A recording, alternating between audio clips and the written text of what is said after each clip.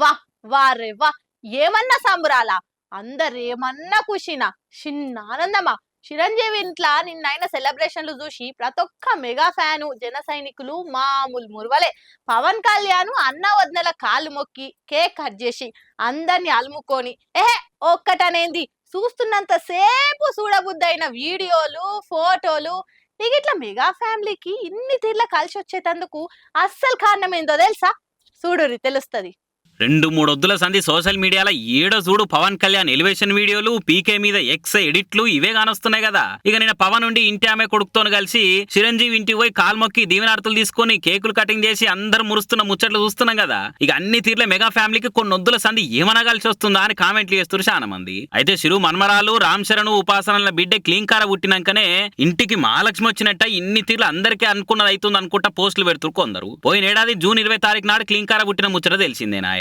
ఆడవిల పుట్టింది అంత మంచిదే ఇక అనుకున్నాడే ఆలసము. చిరంజీవికి పద్మవిభూషణ్ వచ్చింది, శరణ్ కి వేల్ యూనివర్సిటీ నుంచి డాక్టరేట్ వచ్చింది. మెగా ఇంట్లో పెళ్లి బ్యాండ్ గట్టిగా సప్పుడై వరుణ్ తేజ లావణ్య త్రిపాఠికి లగ్గమైంది. పవన్ కళ్యాణ్ ఎమ్మెల్యే అవుడే కాక జనసేన పోటీ చేసిన అన్ని జాగాల గెలిచి రికార్డు కొట్టింది. రేపు కూటమి కేబినెట్ లో పవన్ కళ్యాణ్ కు మంత్రి పోస్ట్ పక్కా అని కూడా వస్తుంది. ఇక నాగబాబు కూడా పెద్ద పోస్ట్ దక్కుతుందని సోషల్ మీడియాలో వార్తలు వైరల్ అవుతున్నాయి. ఇగో ఇట్లా అందరికి అన్ని తీర్ల కలిసి వచ్చి సంబరాల మీద సంబరాలు అవుతున్నాయి అనుకుంటా మురిసిపోతున్నారు మెగా అభిమానులు. ఇక ఓ దిక్కు ఫ్యాన్స్ ఏమో పండుగ సొంటి సంబరంలు ఉంటే ఇంకో దిక్కు కొందరేమో అందరూ గాని అల్లు అర్జున్ వాళ్ళు ఇంట్లో లేరేంది అని అనుకుంటే లేని పంచాయతీ మోపి వేసే ముచ్చట్లు ముంగటేసుకుంటారు.